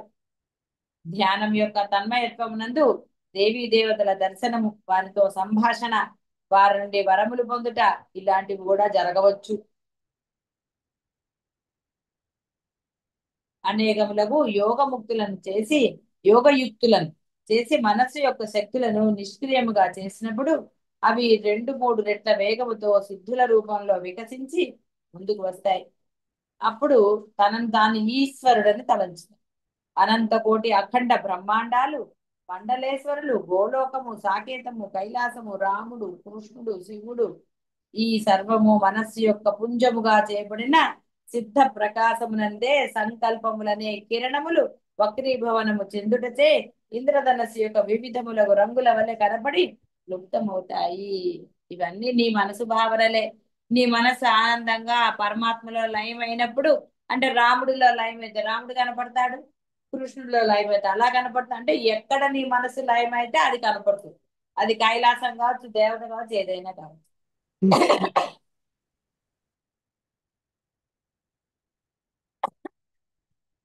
కనపడి అది లుప్తమైపోతుంది. మళ్ళీ ఉంటుందా? ఏమీ ఉండదు. కాబట్టి ఈ సిద్ధులు గల మనస్సు కూడా అప్పుడప్పుడు సమాధి సంస్కారంచే పరాభూతముగా చేయొచ్చు. శాంతము, నిర్వికల్పము మరియు నిర్బీజము ఒక సమాధి అవస్థను అనుభవించిన సాధకుడు ఆ సమాధి నుండి బయటకు వచ్చిన తర్వాత, ఆహా ఇదే సమాధి అంటే, ఈ నా సమాధి సర్వోత్కృష్టమైన స్థితి కదా, ఈ సమాధి అలౌకికము మరియు లోకోత్తరం సుమా, మనస్సునకు బానిసైన మానవుడు ఈ విధంగా నేను సమాధిని పొంది తిని నేను అని గంతులు వేస్తాడు. అంటే ఆనందం పొందుతాడు.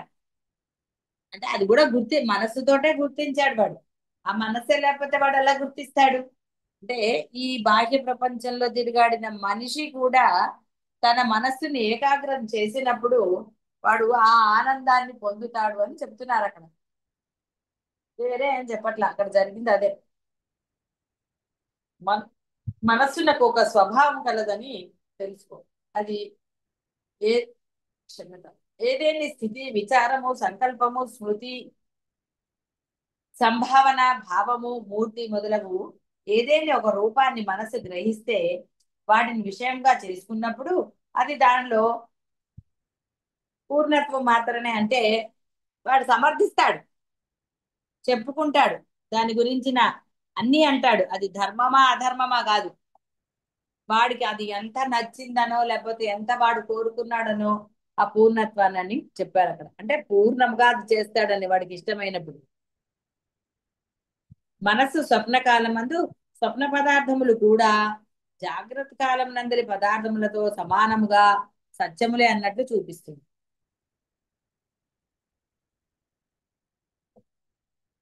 మీరు స్వప్నంలో వచ్చినవి నమ్మారు కదా, భయపడ్డారు. అమ్మో ఏం జరిగిపోతుందో, స్వప్నంలో పాము కనపడింది ఏమవుతుంది ఇవాళ, తర్వాత ఏమన్నా జరుగుతుందా, ఈ భయపడ్డారు కదండి. స్వప్నంలో వాడు అసలు బాల్యంలోనే భయపడక్కర్లేదురా అంటే స్వప్నంలో వాటికి కూడా భయపడ్డారు.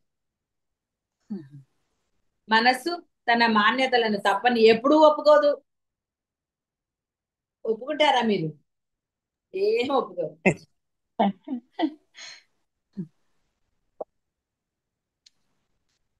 తనది సత్యం అనే పెద్ద ఆగ్రహము దానికి ఉన్నది. సర్వ పదార్థముల వెనుక మనకు తెలియకుండానే పూర్ణత్వం కలదు. ఆ పూర్ణత్వమే ఆత్మ. మనస్సునకు వెనుక, మనస్సులోని అన్ని స్ఫురణల వెనుక తెలియకుండగా అచలము స్వయం ప్రకాశమగు ఆ తత్వము వెలుగొందుచు అధిష్టానం నందలి ఈ పూర్ణత్వాన్ని తన యందు మరియు విషయములందు ఆరోపించి ఈ మనస్సు తన అనుభవాన్ని నిరంతరముగా పూర్ణ రూపంగా చూపిస్తుంది. మనస్సు యొక్క ఈ మోసాన్ని, మాయను గుర్తించి దాని నుండి విముక్తి పొందాలి. కాబట్టి ఇక్కడ మాయను గుర్తించండి ఏదో ఒట్టిగా పాపం కరుణతో చెప్పారు. మనస్సు మీరు వేరా, మనసులో పెట్టుకుందంతా మీరే. ఎవరో పెట్టుకోవాలా, ఎవరో రాలా ఎక్కడి నుంచో పెట్టుకుని మీరే పెట్టుకుని మళ్ళీ మనస్సుని అంటాం ఎందుకండి? అంటే గుర్తించమని చెప్తున్నారు. విముక్తిని పొందాలి అంటే ఆ నేను భావన నుండి విముక్తి పొందాలి.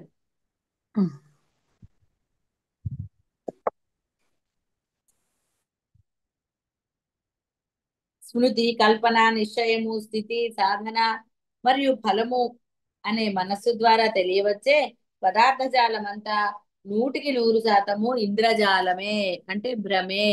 సందేహం ఏమీ లేదు, అది భ్రమే. మట్టికి బంగారానికి ఉండే తేడా వాటితో మనకు గాని ఇతరులకు గానే ఉండే ఉండే సంబంధము, వాటి సంయోగ వియోగములు, వాటి వలన కలిగే సుఖ దుఃఖాలు, విడిచిపెట్టుట పట్టుకొనుట, ఇవంతా కూడా మనస్సు యొక్క విలాసము. అంటే ఇక్కడ బాగా గుర్తుపెట్టుకోండి, మనస్సు వేరు కాదు, నువ్వే ఈ నేను, ఈ దేహము యొక్క, జీవి యొక్క విలాసమే. వాడు వాడు ఇష్టం వచ్చినట్టుగా చేస్తాడు.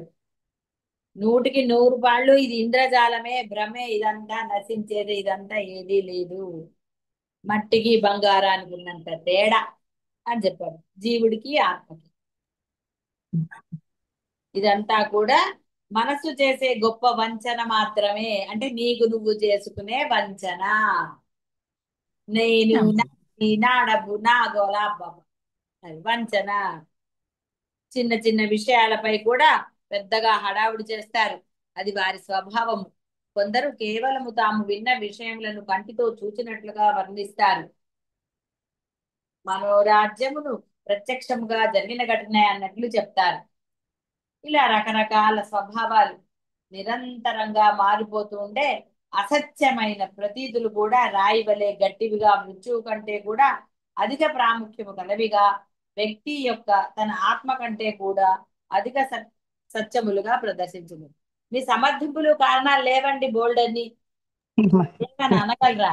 అదే ఇక్కడ చెప్తున్నారు. ఇదే చెప్తున్నారు పాపం. మనస్సు దేనిని చాలా అసలు ట్రూలీ స్పీకింగ్ లాగా ట్రూలీ అని రాశాడు, పరమ సత్యాన్ని రాశాడు ఇక్కడ. మనస్సు దేనిని ఇది నాది అని చెబుతుందో అది నాది కాదు, దేనిని ఇది నీది అని చెప్పునో అది నీది కాదు, దేనిని సత్యం అని చెప్పునో అది సత్యము కాదు, దేనిని మిథ్య అని చెప్పునో అది మిథ్య కాదు. ఎవడైతే దాని స్వభావాన్ని గుర్తుపడతాడో వాడు గొప్ప అనుభవాన్ని పొందుతాడు. అట్టివాడు మాత్రమే హర్షశోకములతో నిండి ఉన్న సంసారాన్ని పాము కుబుసమును విడిచిపెట్టినట్టుగా విడిచిపెట్టి విలక్షణుడై ఉంటాడు. అనుభవం అంటే ఇదే. అంటే తెలిసిన తర్వాత కూడా అసలు సూపర్ గా కదండి. తెలిసిన తర్వాత కూడా నాది నావి, అబ్బో, డబ్బు డబ్బు డబ్బు, బంధాలు బంధాలు బంధాలు, రకరకాలు. ఎన్ని బంధాలండి, అన్ని బంధాలు మనవే. ఆ బంధం పట్ల ఒకప్పుడు ద్వేషము, కోపము, రకరకాలు. మళ్ళీ అదే బంధం పట్ల విపరీతమైన ప్రేమ. బంధముల గురించి అబద్ధాలు ఆడతారు. అసలు రకరకాలండి. ఎన్ని అబద్ధాలు ఆడతారో, గురువులతో కూడా అబద్ధాలు చెప్తారు బంధములకు. అంటే ఆ బంధము పట్ల ఉన్న ఆ వ్యామోహము గురువుతో కూడా అబద్ధం చెప్పేట్టు చేస్తుంది. చాలా జాలి అనిపిస్తుంది అప్పుడు. బంధముల పట్ల ఉన్నది నీవు నిస్సంకోచంగా గురువుతో కూడా చెప్పుకోకుండా, అంటే గురువు దగ్గర కూడా అసత్యం ఆడవలసిన ఆవశ్యకత ఏమిటి? ఏమిటి ఆ బంధం పట్ల అంత మమకారము, మోహము? ఏమిటి చేస్తాడు గురువు? ఏమన్నా నీకు బంధాల నుంచి విడదీస్తారా? చెయ్యద్దా? ఏది చేశారండి? ఏదైనా బంధాల నుంచి విడదీశారా గురువులు? ఎక్కడైనా సరే లేదమ్మా. మహర్షి కానీ ఎవరైనా అయినా సరే లేదమ్మా. బంధముల గురించి గురువుల దగ్గర అసత్యం ఆడేస్తారు. వాళ్ళకి తెలుసు అసత్యం అని, అయినా నిర్భయంగా అసత్యం చెప్తారు. దేనికి? ఏమిటి ఆశించారు? ఏమిటంటే చేస్తాడు గురువు? నువ్వు సత్యం చెప్తే ఏమిటి, అసత్యం చెప్తే ఏమిటి అని. సత్యం చెప్తే నువ్వు సత్యసంధుడు అవుతావు, నువ్వు బ్రహ్మాన్ని చేరుకుంటావు. ఏ గురువు నీకు సత్యం గురించి బోధిస్తున్నాడో ఆ గురువు దగ్గరే అసత్యాలు చెప్తే మానవునకు సంసారములో దేనిపై ప్రేమ? కొందరు ధనము కొరకై భార్యను పిల్లలను విడిచి పరదేశానికి పెడతారు. కొందరు కష్టపడి సంపాదించిన ధనమును కూడా భార్య పిల్లల కొరకై విడిచిపెడతారు. భార్య కొరకై పుత్రుని, పుత్రుని కొరకై భార్యని, తన శరీరం కొరకై ఇద్దరిని, వారిద్దరి కొరకై శరీరమును కూడా జనులు త్యాగం చేయుట చూశారు అందరూ. ఈ లోకము కొరకై పరలోకమును, పరలోకము కొరకై ఈ లోకాన్ని, ఈశ్వరుని కొరకై జగత్తును, జగత్తు కొరకు ఈశ్వరుని జనులు త్యాగం చేస్తారు. ఇవన్నీ ప్రత్యక్ష అనుభవాలే చాలా మందికి. ఎవరిపై రాగము కలదో వారిపై ద్వేషము, ఎవరిపై ద్వేషము కలదో వారిపై రాగం కలుగుతూ ఉంటుంది. ఎప్పుడు ఒకలాగా ఎక్కడున్నారండి బంధాలు? ఛా, ఎలా చేశారండి అసలు? ఛాట్ ఇలాంటి లేదు అని ఎంత అనేస్తారు. తర్వాత మళ్ళీ ఏదో ఇక అసలు ఎక్కడ లేని ప్రేమ, ఎక్కడ లేని అసలు ఇక అదే చెప్తారు, అలాంటి వాళ్ళ గురించి కూడా అబద్ధాలు ఆడిస్తారు. శత్రువు మిత్రుడు అవుతాడు, మిత్రుడు శత్రువు అవుతాడు. ఈ దేశంలో, ఈ కాలంలో, ఈ అవస్థలో ఏది ప్రేమకు పదార్థమో అదియే ఇతరమగు పరిస్థితుల్లో పూర్తిగా అప్రేమ కూడా అనుభవంలోని విషయమే మీ అందరికీ. ఏం సందేహం లేదు, ఇవాళ నచ్చింది మరు నిమిషంలో నచ్చాలని లేదు. ఇష్టమైన వాళ్ళని ద్వేషించలేదు. ఇవన్నీ ఆయన మళ్ళీ విడిగా ఎందుకంటే అంత క్లియర్ గా రాశాడు అచ్చ తెలుగులో. అందరికీ అనుభవమైనవి ఇవి. దేని యందు ఎప్పుడు ఎక్కడ ఎందువలన ఏ రూపంలో రాగము కలుగుతుందో తెలియదు. దేని యందు విరక్తి కలుగుతుంది, ఈ విషయాన్ని నిర్ధారించేది ఎవరు? ఇక్కడ ఒక విషయం ఖచ్చితంగా అనుభవానికి మీకు వచ్చింది. చక్కని తల్పంపై విశ్రాంతి తీసుకుంటున్నప్పుడు ఎక్కడ దానిని అక్కడ ఎలా ఉన్నదా విని అలా వదిలిపెట్టజాలని వస్తువు గాని, వ్యక్తి గాని, క్రియ గాని, భావం గాని ఏది లేదు. మీరు ఇంకా విశ్రాంతి తీసుకున్నా హాయిగా అన్నారనుకోండి, అప్పుడు ఎవరైనా ఉన్నా బంధాలు కానీ ఇంకోటి కానీ అంటే ఇక నేను పడుకోవాలి నాకు ఇంకేది అక్కర్లేదు ఇప్పుడు అనుకున్న వాడికి ఏది గుర్తురాదు అప్పుడు. భావం అవును. ఏదీ లేదు. మనుష్యుడు సర్వాన్ని విడిచిపెట్టి నిద్ర యందు తనలో తాను విలీనమవుతాడు. మంచి గాఢ నిద్రపోతాడు. అన్ని పెట్టుకున్న వాడికి నిద్ర ఎక్కడ పడుతుందండి? వాడికి నిద్ర. ఇది జీవుడి గురించి చెప్తున్నారు, జ్ఞానుల గురించి కాదు. కాబట్టి జీవుడు ఏదైనా పెట్టుకున్నాడంటే వాడికి నిద్ర పట్టదు. ఏదన్నా ఆలోచిస్తున్నా రేపు ఏదైనా చెయ్యాలన్నా ఇంకోటన్నా ఏదన్నా అనుకుంటే వాడికి నిద్ర ఎక్కడ పడుతుందండి? వాడికి నిద్ర పట్టదు. వాడికి ఆలోచన. ఇప్పుడు ఏమి ఆలోచించాను, ఇప్పుడు పడుకోవాల్సిందే నేను, లేకపోతే చాలా కష్టం నాకు అనుకున్నవాడు అన్ని వదిలేసి హాయిగా నిద్రపోతాడు. తనలో తాను విలీనమవుతాడు. ఇట్టి స్థితిలో ఈ సంసారంలోని రాగ వైరాగ్యాలు, హాని లాభాలు, సుఖ దుఃఖాలు చిత్రపటంపై వేర్వేరు దృశ్యములను చూచినప్పుడు లేచే భావతరంగముల వలె నిలకడలేనివి, క్షణికములే కదా. ఒక వ్యక్తి ఒక చిత్రశాలలో ప్రవేశించి భయానకములకు చిత్రములను చూచి భయపడతాడు. రకరకాలుగా కరుణారస ప్రధానాల చిత్రాలు చూసినప్పుడు హృదయం ద్రవిస్తుంది. కొన్నిటిని చూసి ఏవగించుకుంటాడు.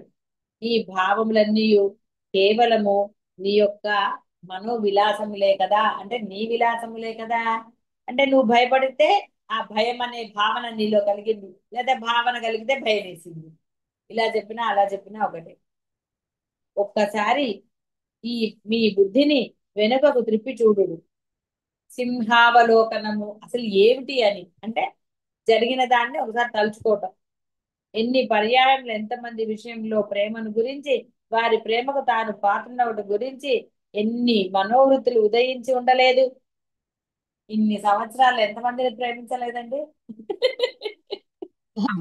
ఎంతమందిని ద్వేషించలేదు, ప్రేమించిన వాళ్ళని ద్వేషించారు, ద్వేషించే వాళ్ళని ప్రేమించారు. అసలు ఎన్ని రకాలు!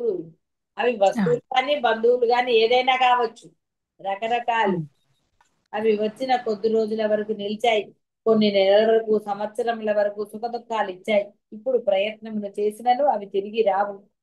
ఈనాడు ఎవరి ప్రేమలో పడి చచ్చి బ్రతుకుచున్నారో, ఎవరు మీకు సర్వస్వం అయి కూర్చున్నారో వారు కూడా అదే కోవ. గతంలోని విషయాలన్నీ అంతర్ధానమైన మరుపు అనే లోతైన గోతిలోనికి వెళ్ళరని నమ్మకం ఏమిటి? అలా మర్చిపోయారు కాబట్టి కదండి మళ్ళీ వాళ్ళతో ప్రేమగా ఉంటున్నారు. గుర్తొచ్చినప్పుడు ద్వేషించారు, మర్చిపోయినప్పుడు ప్రేమ చూపించారు. కానీ ఇక్కడ వాళ్ళ స్వభావాన్ని గుర్తించి తామరాకు మీద నీటి బొట్టులాగా ఉంటే వాడు సుఖపడతాడు, ఆనందంగా ఉంటాడు. కాబట్టి గోతిలోనికి వెళ్ళరని నమ్మకం ఏమిటి? హృదయంలో ఇప్పుడు యథార్థముకు ప్రేమ కలదా? వాస్తవముగా ప్రేమకు ఆస్పదులైన వారు ఎవరని మీరు గుర్తించగలరా? ఉన్నారా అసలు ఎవరైనా? వాస్తవములో స్థిరమైన శత్రువులు గాని మిత్రులు గాని ఉన్నారా?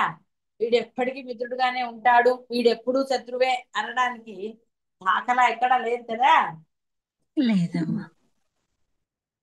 ఈ ప్రేమ ఒక భ్రమ, అది తన కాలములో సత్యం వలె భాషించును.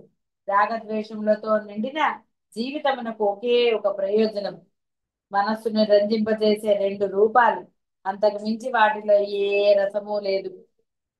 అనేక కరుణ, బీభత్సం ఇలాంటివన్నీ కూడా చిత్రములు చూచినప్పుడు పుట్టే భావాలు, కేవలం నీ మనస్సు యొక్క విలాసాలు.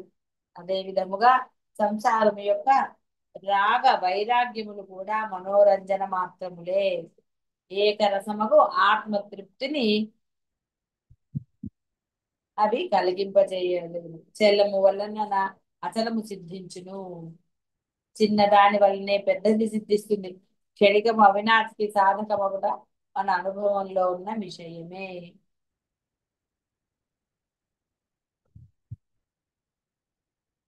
అంటే వాటి యందు విరక్తి కలిగినప్పుడు ఇవన్నీ కూడా రాగ వైరాగ్యములు. కానీ ఎప్పుడైతే వస్తాయో అప్పుడు మీకు ఆత్మ గురించిన ఉద్బోధం జరుగుతుందంటే ఆలోచిస్తారు అని. కానీ అంత తేలిగ్గా జరగట్లేదు కదా. వచ్చిన బాధ అదే. అవును.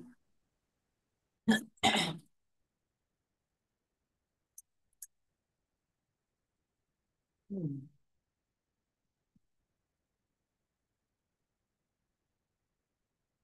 ఒక సజ్జనుడు ఒక మహాత్ముడి దగ్గరికి వచ్చాడు.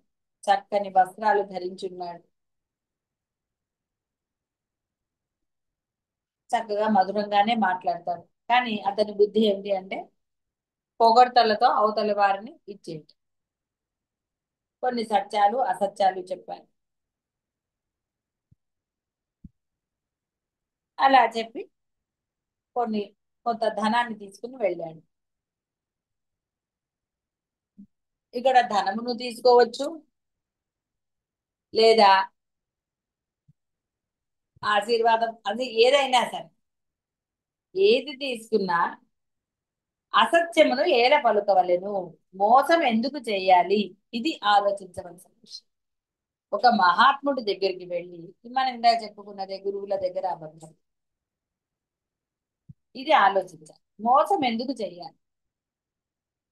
బయట చూచుటకు పాలవలే స్వచ్ఛముగా ఉండి లోపల ఈ విషమేలా?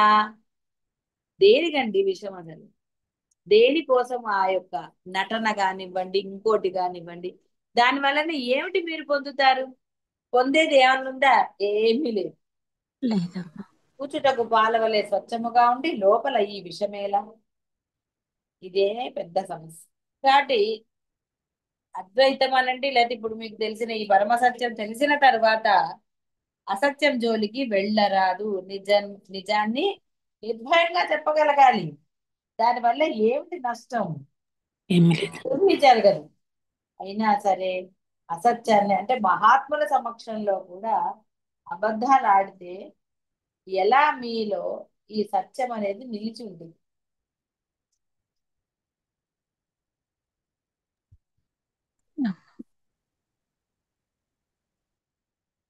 మానవుడు బయటకు చూచుచుండునే గాని లోపలికి చూడడు. మానవుడు స్థూల శరీరము కావలసిన ఆహారమును పానీయమును సమకూర్చుకుంటాడు. వస్త్రాలు తొడిగి అలంకరిస్తాడు. శిరోజ అలంకారాలు చేసుకుంటాడు.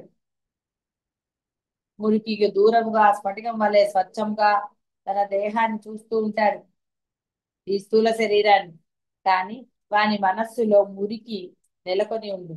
బయట మెరుపు వంటి ప్రకాశము, లోపల మురికి. లోపలి వ్యక్తి ఆకలి దప్పికలతో సంతోషము తెలియని వాడై, దీనుడై, హీన భావముతో శోభా విహీనుడై ఉన్నాడు.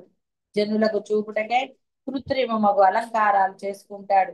ఇంట్లో దారిద్ర్యము తాండవహిస్తుంది. బజారులో కోటీశ్వరుడు, ఇంట్లో దివాలా కోరు. బుర్రలో సత్తా లేకున్నా నోటితో సింహగర్జన చేస్తాడు. దీని అర్థమేమనగా మానవుడు మనస్సునకు చేయదగిన సేవను, శుశ్రూషను, ఆత్మ విమర్శను, వస్తు పరిశీలనని గాలికి విడిచిపెట్టాడు. అంటే అసత్యంతో కాలం గడుపుతున్నాడు. అయ్యో ఈ అసత్యం వలన నేను ఎంత దుఃఖాన్ని పొందుతున్నాను అనేది వాడు అసలు ఆలోచించటం లేదు. అక్కడ నానా గోలలు. అంతరంగం యొక్క బాగోగులను విస్మరించాడు. ఈ విధముగా మానవుడు గుణమును లేని గుణాన్ని ఉన్నట్లు ప్రదర్శిస్తున్నాడు. మానవుడు తన హృదయంలో కామము, క్రోధము, లోభము, మోహము మొదలగు సర్వమును అపహరించే శత్రువులకు బుద్ధిపూర్వకముగా ఆశ్రయం ఇచ్చాడు. కానీ బయట మంచివాడి వలె నాటకమాడుతున్నాడు. ఈనాడు జగత్తులో యుద్ధము, సంఘర్షణ, నిరుద్యోగము, ఈ యొక్క అన్ని దారిద్రము, విద్యను గరిపే సౌకర్యముల అభావము మొదలైన సమస్యలు ఎన్నో. అన్నిటి మూలంలో ఈ మానసిక ప్రవృత్తియే కారణం. హృదయాకాశము స్వచ్ఛముగా ఉన్నప్పుడు మాత్రమే బయట ఉండే వెన్నెల ఆనందాన్ని ఇస్తుంది. మీ మనసు బాగాలేనప్పుడు వెన్నెల కూడా చిరాగ్గా ఉండదండి. కేవలం ఉత్పత్తిని పెంచి గాని విదేశముల నుండి నిరంతరముగా సామాగ్రిని దిగుమతి చేస్తుంది గాని వాటితో మానవుని వాసనను పూర్తి చేసి వానికి సంతోషమును కలిగించుట ఈ సమస్యకు పరిష్కారం కాదు. వాడి పరిష్కారం వాడి దగ్గరే ఉంది, అంతేగాని విదేశాల్లోనూ ఇంకో దగ్గర ఎక్కడో లేదు కదా. అదే చెప్తున్నా. ఈ సమస్యకు పరిష్కారం కాదు. వ్యాఖ్యానము, ఉపదేశము, చట్టము, రక్షక భటులు, సౌన్యం అన్నీ వ్యర్థాలే.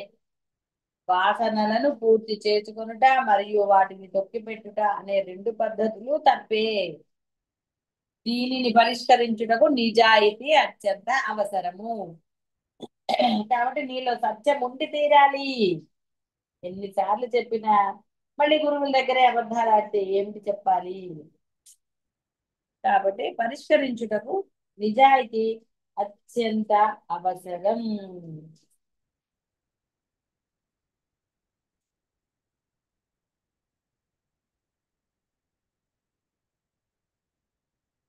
ఒక మంచి వ్యక్తి ఉన్నాడు. అతను తన మనసుకి నచ్చినట్టుగా మాట్లాడు. అప్పుడు పక్కవాడు ఏమంటాడు? వీడు ఎవడో పిచ్చివాడండి అంట. కానీ తన మనస్సు అలా ఉందని ఎవరు ఒప్పుకోరు.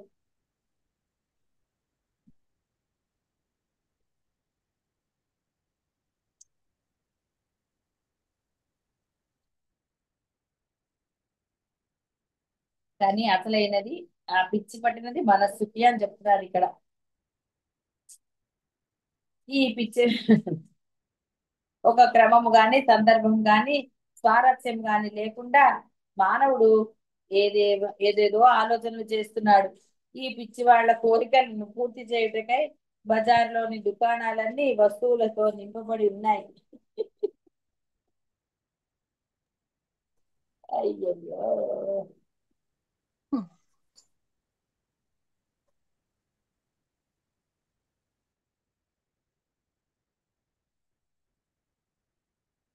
ఈ మనుష్యుడు కోరేది ఏమిటో అనే విషయము ఎంత అంటే ఇన్ని ఉన్నా వాడికి ఇంకా తృప్తి లేదు. మానవుడు తన శరీరాన్ని భార్యా పిల్లలను కూడా బేరం పెట్టుచున్నాడు. మతము కూడా వాసనా పూర్తికి సహాయకము మరియు కాపలాదారగుచున్నది.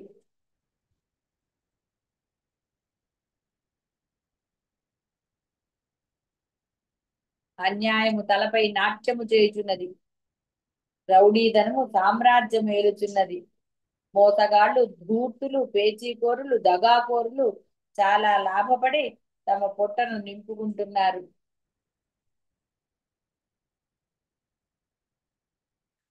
ఈ దుఃఖము దారిద్ర్యం వలన కలిగినది కాదు. ఈ దుఃఖము అంటే ఈ మోసగాళ్ళు వీళ్ళందరూ దుఃఖం వలన కాదు, మనస్సు నిర్మించినది. అందువల్లనే దుఃఖము, సమాజము ఇవన్నీ నానా గోలలు. మనసు సృష్టించే దుఃఖాన్ని ఎవరు పోగొట్టగలుగుతారు?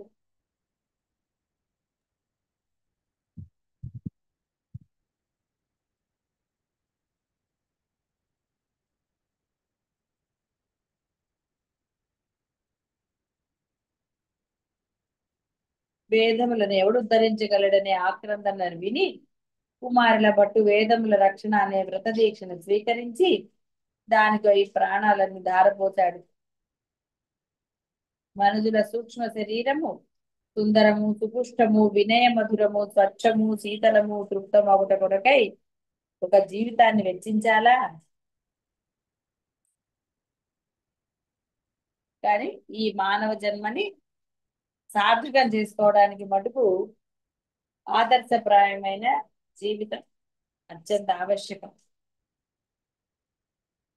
ముందుకు వచ్చి తను తాను ఒక ఆదర్శముగా చూపగల మొనగాడు ఎవడైనా ఉన్నాడా అని ఈయన ప్రశ్నించారు. అంటే నేను ఇంకా అసత్యం ఆడను, సత్యంగానే ఉంటాను ఎట్టి పరిస్థితుల్లో కూడా. అది ఎక్కడ మాన ప్రాణ ఇలాంటి వాటిల్లో అని చెప్పారు అసత్యం ఆడవచ్చు అని. అలా కాకుండా గురువుల దగ్గర అనవసరమైన విషయాలు, అవి చిన్న చిన్న విషయాలే. అసలు ఏ విషయమైనా అసలు ఎందుకు అసత్యం ఆడాలి? అసత్యం ఆడాలి అన్న తలంపు ఎందుకు రావాలి?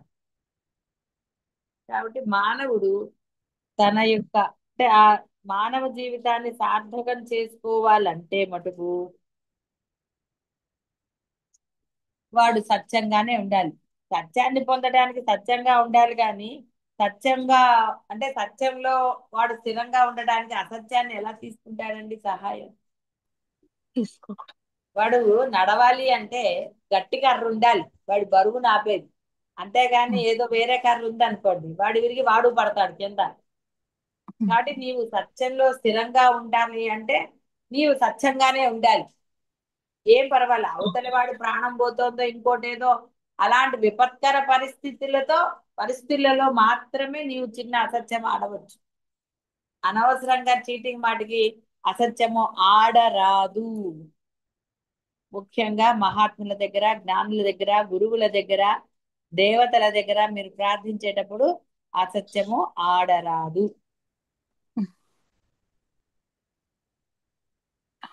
శుభం భూయాలు.